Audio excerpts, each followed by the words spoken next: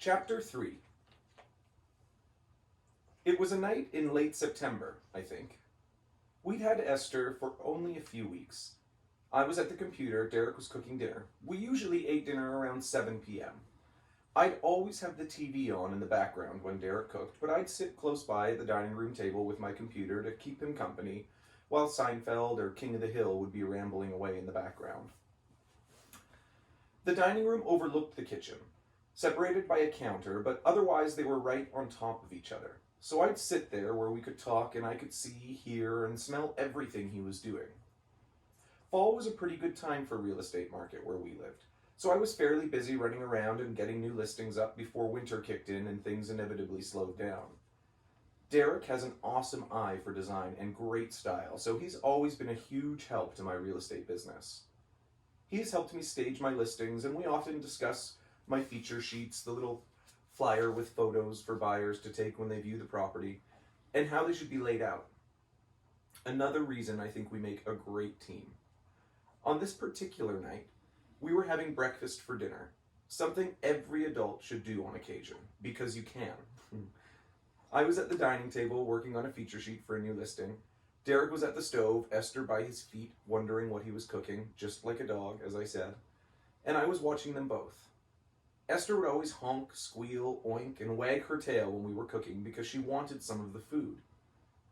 And we weren't the best disciplinarians. We were known to share on occasions. So there we were as Derek prepared the meal. He started to gather everything we needed for our breakfast sandwiches, toasted English muffin, cheese, eggs, and of course, bacon. In the time we'd had Esther in our lives, we'd been eating the same way we'd eaten before her arrival. We had burgers, we had pepperoni on pizza, but we hadn't had bacon in a while. It hadn't been a conscious decision, we just hadn't had bacon. The connection hadn't even occurred to us. On this particular evening, however, Derek was cooking bacon. And suddenly, something switched in my brain. I recalled our vet specifically referring to Esther as a commercial pig, meaning her intended lot in life was to be food. That's the only purpose for a commercial pig. They don't pull sleds through the Yukon or carriages through the park. They become pork chops and ham hocks and link sausages and, yeah. I heard the bacon crackling on the stove. The unmistakable scent wafted towards me.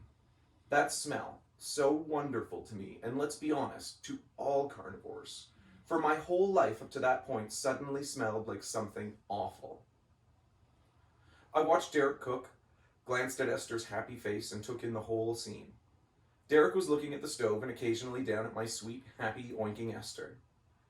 If I could read her thoughts, and I'm pretty sure I could at that point, they'd go something like this. Hey Dad, what you cooking up there on that stove? And are you making enough for me? Oh my God, what are we doing? When you eat meat every day, or at least most days, you try to justify it to yourself every step of the way. Or at least you do if you're me. I know plenty of people who devour meat 3 meals a day without giving it a second thought. You hear it's bad for you, or at least excessive amounts of it can be, but that's true of everything, right? Of course it's okay to eat meat, you think. Most people do. Bringing a pig into the house hadn't been enough to make me want to shun animal meat overnight, like some vegan superhero turning his nose up at carnivores. Kale man, able to leap tall cornfields in a single bound. But realizing Esther had once literally been intended to be someone's dinner removed my ability to compartmentalize eating bacon while having a pig as a family member. Eating bacon now would be like eating one of our dogs, or any dog. I started having little flashbacks in my head. I could see the dogs running around in the backyard and me rolling around playing with them, and then little Esther would run over to join in the fun. Wait a minute, I thought, sitting by the kitchen. I glanced over at Derek and wondered whether his wheels were turning in his head too. He was looking at the meal he was cooking and down at Esther, back and forth. It was a heady scene. The little voices she was making, the smell in the air, specifically the smell of pig flesh being cooked, right there in our kitchen. I wouldn't eat dog, and I couldn't eat bacon anymore. I didn't hesitate at all. I stepped into the kitchen, got Derek's attention. I don't think I can eat that, I said. He asked me to repeat myself, so I did. I can't eat that. I'm not eating that bacon. It's creeping me out. His response surprised me. I don't think I can either. It was eerie. He didn't even question me. It was like he was thinking the exact same thing. We still enjoyed our egg sandwiches. As I said, we weren't instant vegans. For the moment, at least, it was just, we can't eat Esther. We carried on and ate our eggs and cheese, made a few jokes about how that wasn't the same as eating pig. We didn't know any cows or chickens, so they were just farm animals to us. There was no emotional connection with them. We had been researching pigs so much and learning how smart they were, just by way of the internet. When you search for info on pigs, you obviously come across some not so pleasant info on how they're raised for food. That's where our love for Esther cemented the connection. When we looked at bacon, we saw Esther. But when we looked at a burger, we still saw a burger. All of a sudden, Esther was on a different playing field, but our minds hadn't made the leap yet to other farm friends. It's a prime example of the disconnect in the walls we had built up. Later that week, Derek and I were scrolling through the online Netflix menu when a documentary called Vegucated caught our attention. It followed 3 content carnivores in New York who agreed to adopt a vegan diet for 6 weeks. We'd never intentionally gone looking for that type of documentary before. Slaughter scenes are too graphic for me to take, but this one was described as light and comedic. I'd always been an information person. I loved documentaries of pretty much any kind. I was fascinated by films about engineering and history, and of course I always enjoyed nature or animal films, unless they took place in Africa. No circle of life, predator and prey stuff for me. Thank you very much. Those things always ended with a beautiful zebra getting tackled by a lion, and even though it was nature, I hated watching that.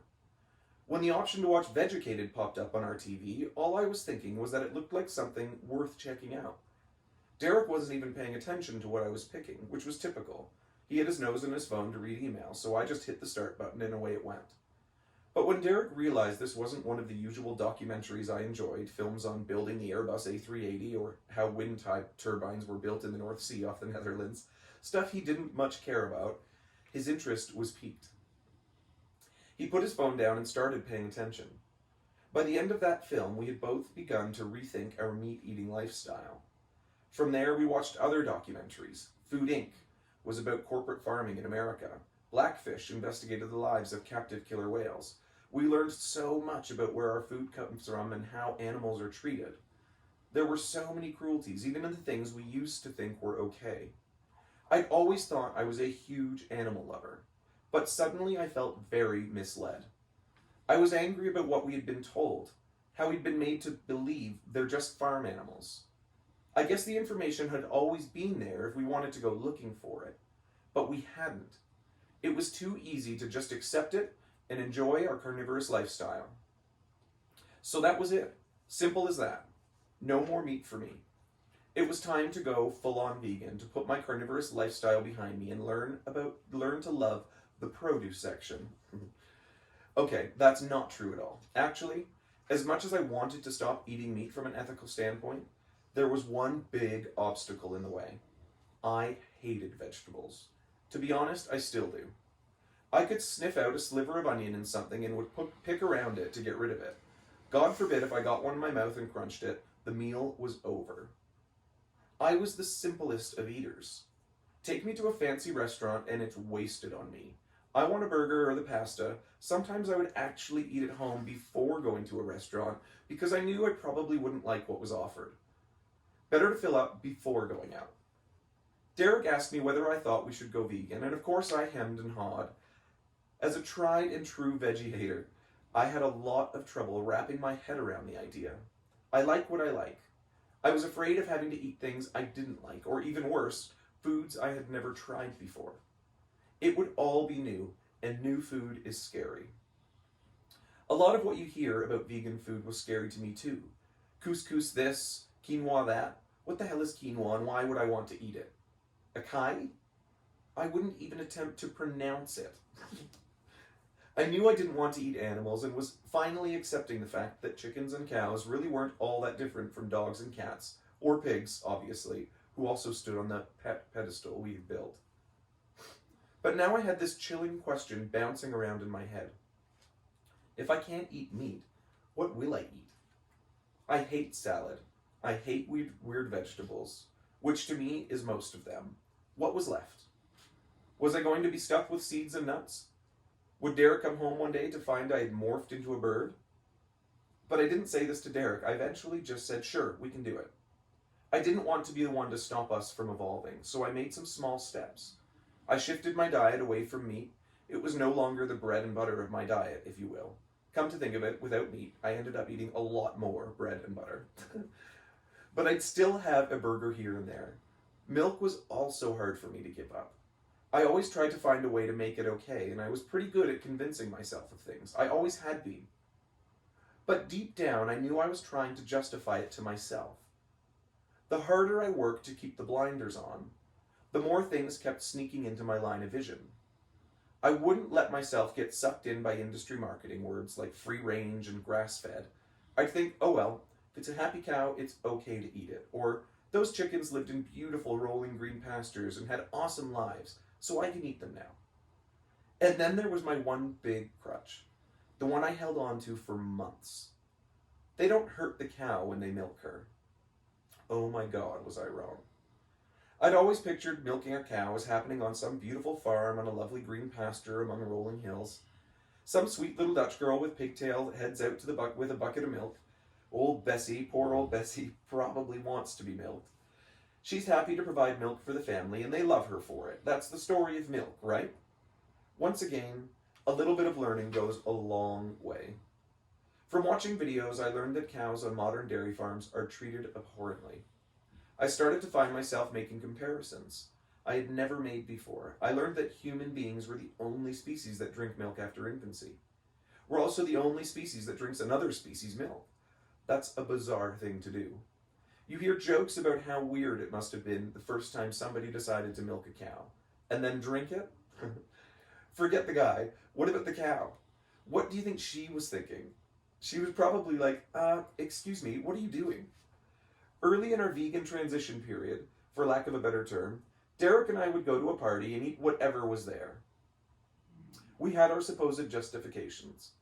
I didn't buy it. It's here anyway. It's going to go to waste. It was already prepared. It took me a few months to realize that regardless of who buys the meat, there's nothing okay about it. At least not to me. As I got to know Esther better, as our bond grew, I couldn't help but compare her to a cow, or any animal bred to be food. Where would Esther be if not here with us? In a gestation crate. I'd wonder what would happen to the rest of her litter. How do I know that pack of bacon in the store isn't a member of Esther's family? As far as I know, that could be her sister's litter. And even if it's not, it's still the flesh of slaughtered pigs. Pigs with intelligence and personality and affection and love, just like Esther. When Esther first arrived, she was a novelty. But as time went on and we started to learn a little more about the food industry, Esther became a trigger for the awful images we'd seen online and in films we watched. As I watched her play outside, my mind would flip to the image of a baby dairy cow chained to a veal crate. I'd make her dinner and watch her loving every bite of her watermelon or mango, and then find myself picturing a sad and broken pig in a gestation crate. I was feeling like a proud papa, watching her reach these milestones of using her litter box and playing with toys, developing her larger-than-life personality, and then I'd be in the meat aisle at the grocery store feeling physically ill because suddenly everything in there had a face. I couldn't see a steak or a slab of bacon as nothing more than a product anymore. Any of those pork chops could have been Esther, and it was so upsetting. The more time we spent with Esther and watched her character come to life, the more we realized that this whole "they're just farm animals" notion was bullshit. She had every ounce of the character and personality you'd find in any dog. There was so much more to her than I could have imagined, and every day she did something else to show us, even though some of it was super maddening, like opening cupboards and stealing food. Her heightened intelligence was key to our making the changes we did. If she's this smart, we figured, every pig is. What's funny is that even once we know all this stuff, it doesn't always sink in. It's just like smoking. You know it's incredibly bad for you. You know you're killing yourself with every cigarette, but you keep doing it. People contrive reasons not to stop smoking even when they know they should. They continue until they finally land on a reason that truly matters to them. Esther gave us the reason to search out the truth, to completely revamp our behavior, and to stick to it. I'm not saying that going vegan is immediately the easiest thing you'll ever do. There's a learning curve, and it can be annoying. Grocery shopping takes longer at first. Looking at labels takes longer. People will make excuses like I don't have time or it's too hard, but honestly, it's not that hard. You just have to reteach yourself things that you've been taught your entire life. And if you want to make a difference, to my mind, you have to give up all of it.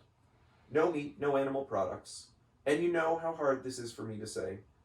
Derek and I knew we could never eat animals again, and we knew we wanted to make a difference. Once we made the decision to truly go vegan, the process was pretty interesting at first. We'd go grocery shopping and think we had done really well, only to find our favorite brand of Doritos had milk in them, or some other weird chemical-sounding name was actually made from cow tendons or something crazy like that.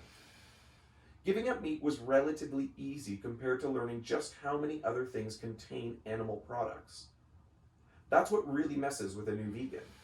I can't even tell you how many times one of us brought something home from the store only for the other one to notice something on the ingredient list that was verbatim for our new lifestyle. Grocery shopping had been annoying enough back when we ate meat. But shopping vegan turned a 1-hour trip into a 3-hour marathon. We would spend forever standing in the aisles with two seemingly identical items, trying to figure out if they were vegan or not. And while this dietary change was taking place, Esther was growing and growing and growing. House training was proving to be a little more difficult than we'd anticipated. And even more stressful days were on the horizon, specifically in the form of prodigious amount of piggy pee and poop. We had been told litter training was really easy. You just show her a couple of times and that's it. We first used a cat litter box with pee pads in it. We couldn't use kitty litter because pigs will eat it, so we were told to use pee pads or wood shavings. We bought the largest litter box we could find with a dome over it. Obviously, the plan was for her to go inside, do her business, and come out. The first part worked out fine. She had no problem getting inside, but then things got tricky. Because of how the entrance was shaped and how Esther was shaped, she couldn't turn around when she got inside. When she peed, the stream would go right out the box. She was doing the right thing, just not having the right result. So we got a box that was 2 feet bigger and had to train her to go inside, turn around, and then squat and do her business. That proved to be exceptionally difficult. And as she got bigger, so did the litter pan. I'm talking a pan the size of a couch. If you can imagine building a box around a couch, that's how big her bathroom was. If you've ever lived downtown in a big city, you've probably had a smaller bathroom, sink, and shower included. And each time we made the box larger, we had to retrain her.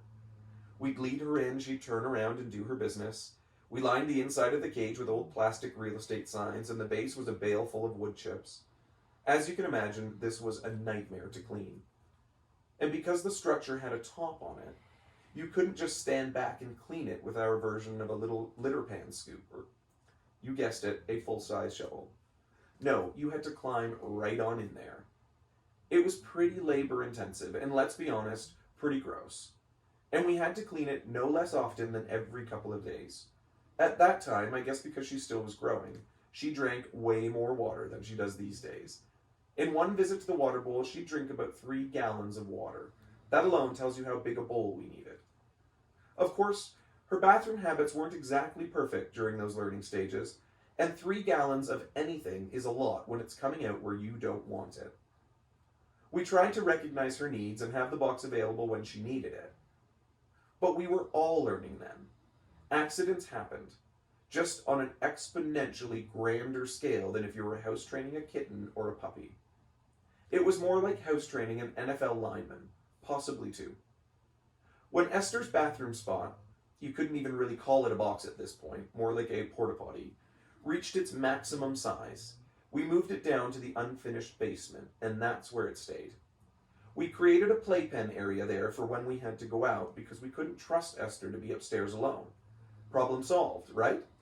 Not exactly. Even with Esther as contained as possible, with all of our improvised engineering and attention to as many details as we could fathom, there were more accidents. The cleanup was a Herculean task. Back-breaking, dirty work. Afterward, we'd think we were in the clear for a few precious moments. We'd spend an hour down there, take the cage apart, sanitize everything, remove the pan, mop everything up, and enclose all the waste in garbage bags. We'd be covered in mess, of course, having been down on our hands and knees cleaning and disinfecting. But at least everything else would be pee and poop free for the moment. So we'd get changed and exhale and sit down to rest, and 5 minutes later, Esther would come down and miss the mark by this much. And once again, there would be a ton of backflow under the crate, and we'd have to start all over again. We'd try not to lose our cool. As I've mentioned in the beginning, Derek put most of the cleaning on me, and it wasn't like I could argue the point, because I brought Esther into the family without consulting him. But in time, to my great appreciation, he stepped up and shared the brunt of the work with me. As she learned, Esther's bathroom habits improved substantially, but she still wasn't batting 1,000.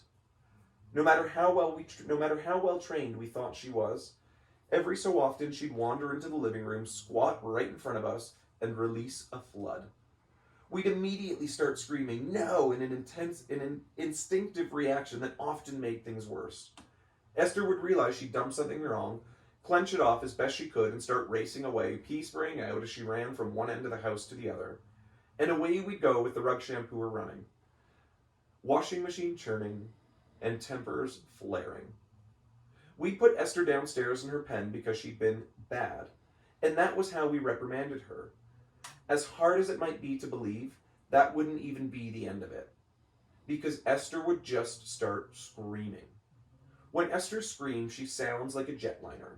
It's just wide open wailing. Honestly, it's heartbreaking. I'd sit in the living room and try to carry on with whatever I was doing, but I'd hear her cries, which, let's be real, were impossible to ignore. And I would want nothing more than to let her out and tell her it was all okay. It's like that phrase, puppy dog eyes, where a dog gives you that look and just gets you in your gut. Or, of course, a crying baby. All you want to do is comfort them. I knew good parents sometimes, probably often, needed to tell their kids how to behave. That we had to discipline her or we could end up with a terror on our hands. I just hated seeing and hearing her so upset. It sounds so cliche, but I needed to be strong. At the same time, a part of me worried that this would be too much for Derek to deal with. I knew Derek loved Esther by now, but in the back of my mind, no matter how remote I considered the possibility, I always felt there was a chance he would just throw his hands in the air one day. This isn't going to work. I was still afraid I'd have to get rid of her, and I couldn't get her behavior under control. So I knew I had to get tougher. We would have to enforce some stronger discipline with Esther. It wouldn't be easy. She'd be miserable and we'd be miserable because we knew she didn't mean to do anything wrong. But we also knew we had to reprimand her in some way. We set her punishment, a half-hour timeout. We'd set the timer on the stove, endure 30 minutes of the jetliner, and then let her out. It was not uncommon for her to forget why she was put down there in the first place. This seems to be common among all sorts of pets, but what can you do? We know this about Esther because she would finally come out of her dramatic half hour, come upstairs, and immediately do the exact same thing again, and then go right back down for another 30 minutes. And that was her training. We had a tough time with it. It went on for weeks. And as with any teaching learning experience, it was often 2 steps forward, 1 step back, or 1 step forward, 5 steps back. One day it would seem like we were making amazing progress, only to have a major backslide the very next day. I couldn't get the pattern down. Was it something I was doing wrong? We were so good yesterday, now what fresh hell is this, I'd think. And of course, there were other challenges. Just when I thought I had Esther figured out, she would outgrow the litter box or eat something of Derek's that she shouldn't have, which of course would piss him off to no end. We lost an endless stream of phone cords and computer chargers. She took a real liking to wires, and it was growing tiresome and expensive very quickly. We knew she didn't want to be bad. She was just acting on instinct, much the way dogs and cats do when they tear up items in the home. But we had to get the message across that this wholesale damage couldn't continue. So we dealt with it, and we disciplined, and she wailed. And we'd start each new day hoping timeouts would be kept to a minimum. Right before Christmas, Derek and I decided to take our first trip together since we'd gotten Esther. We were going to the home of Derek's parents in Barry's Bay, a small town between Toronto and Ottawa. Lita, my trainer from the gym and a good friend of ours, often puppy sat for mutual friends and was great with Esther. She said she'd be happy to watch Esther for us and that we shouldn't worry about a thing.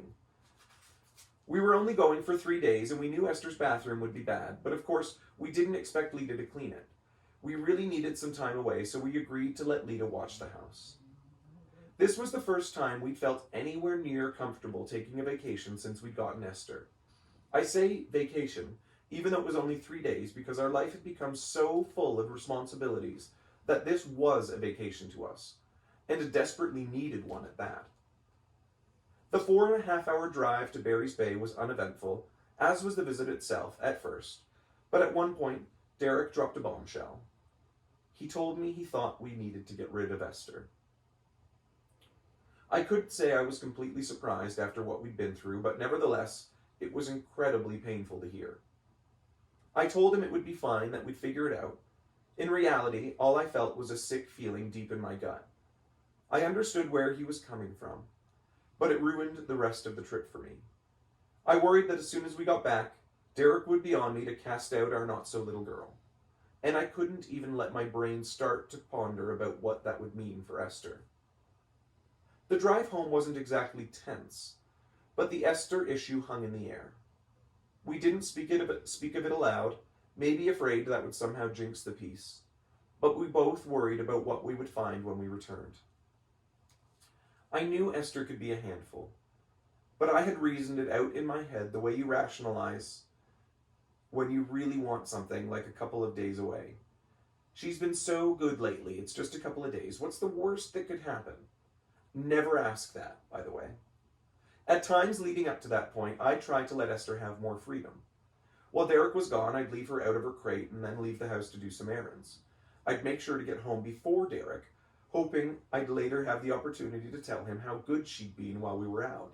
But it virtually never worked out that way. Each of these little experiments ended with me frantically trying to clean something up before Derek got home to see it. My stress always came from trying to keep Derek from knowing about something she had done.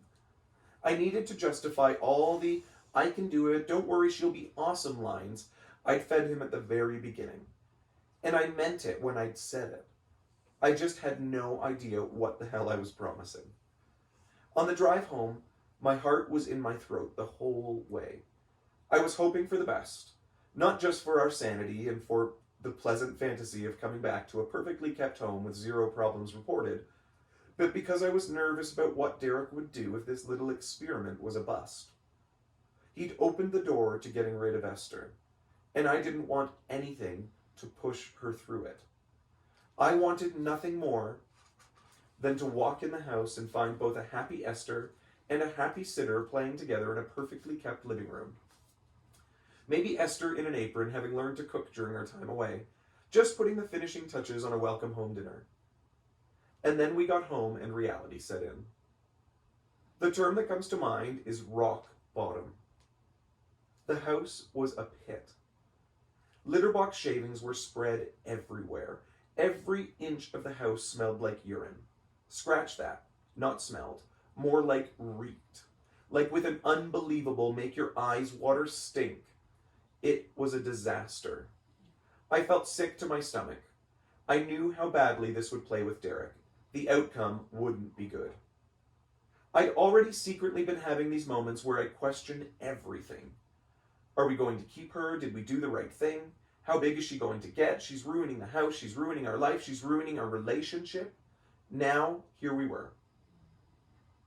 This would also probably be a good time to mention that Derek has always been a super clean person, as in bordering on OCD. A bit of untidiness bothers him.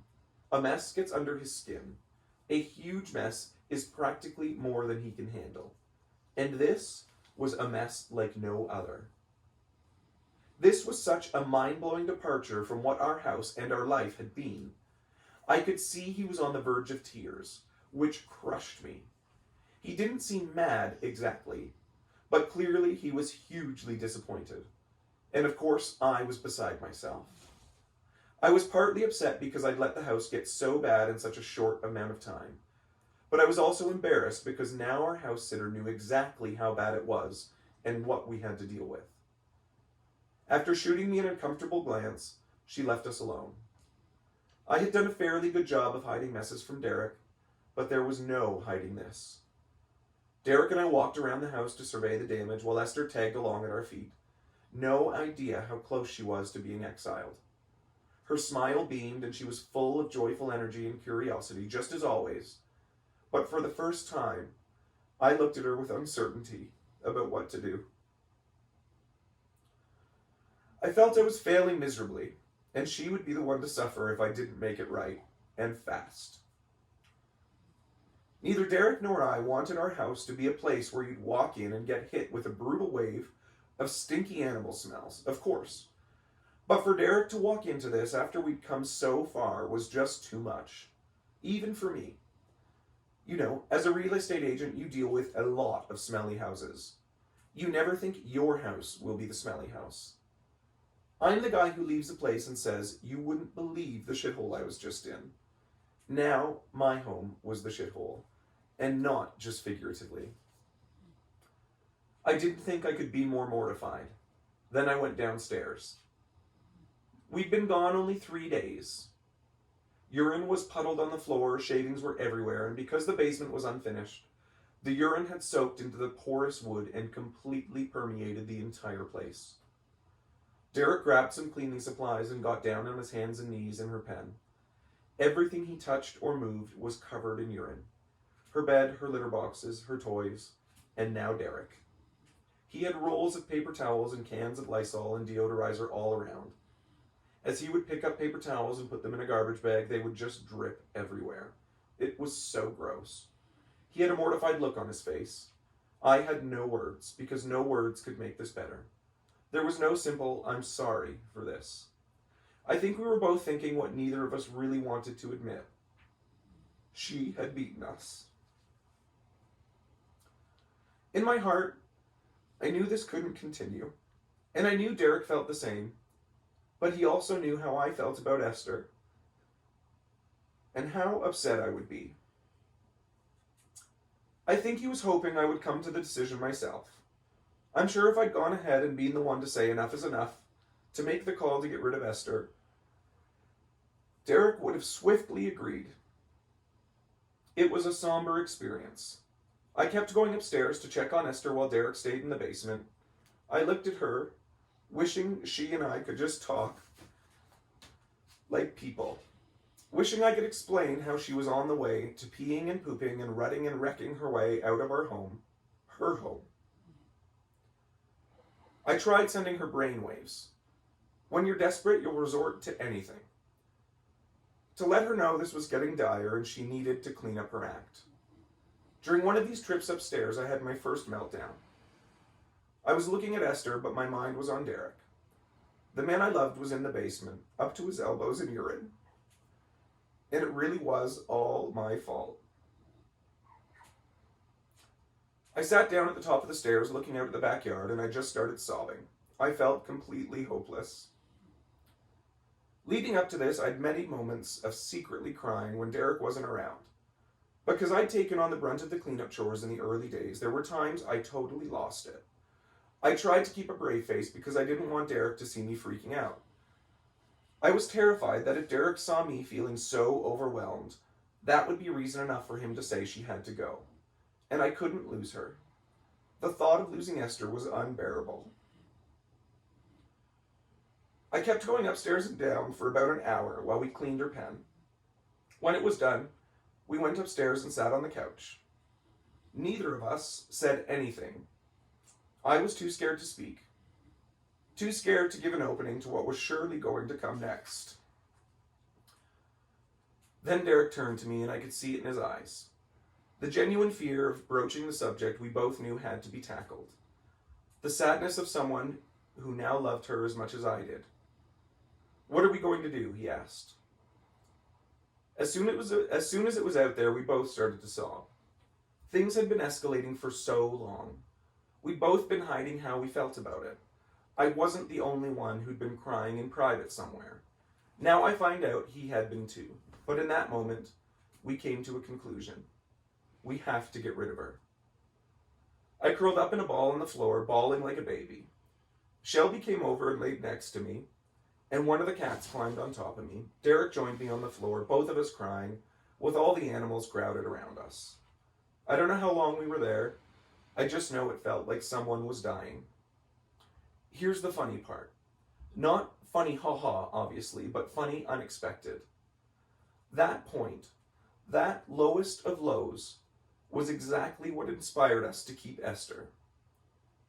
The destruction she left in her wake made us miserable, certainly. It just couldn't go on like this. But that was nothing compared to the thought of actually getting rid of her. That idea was devastating. As bad as it had been, we needed to find a way to work it out, because we knew we just couldn't live without her. We needed to find a way, somehow, to live with her. We were going to fix this or die trying. Thus, the new house training plan. We got rid of the litter box and decided to take Esther outside every 20 minutes. Even if Esther didn't have to go. It didn't matter. 20 minutes on the clock. Esther goes out. And yes, I know that sounds like an insanely inconvenient solution, and you're damn right it was. But like I said, we were going to fix this or die trying. Even if the smart money looked for a while to be on the die trying side. We started rewarding her with a treat whenever she peed outside, and she tried to help us help her. She'd go to the door and let us know that she had to go. Of course, we'd reward her if she did her business. But even if she didn't have to go, we'd still take her out and at that 20-minute mark. But then she got smart and started to play us. If I go out and squat and pee, I get a little treat. So 20 minutes started to become 10 minutes. She'd go outside and just pee a tiny bit, making sure not to let all the guns fire at once, if you catch my drift. She could milk it and get yummy treats every 10 minutes if she played her cards right. And we went along with it for a while, because she was doing her business outside, and that was the ultimate goal. Then she got cocky. She'd go to the door and wail like she had to pee. We'd take her outside. She'd squat and pretend to pee. And then she'd look up at us, pleased with herself, expecting her reward. She's always been very smart. Most of the time, we just laughed in her face because it was so funny, but it was also frustrating. Especially if it's 3 a.m. and Esther has a hankering for a cookie. So she wakes you up to go outside for a garden tour in your underwear, only to realize she's doing a fake out. So we stopped the reward plan entirely, and ultimately, thankfully, she got the hang of it. You muffin?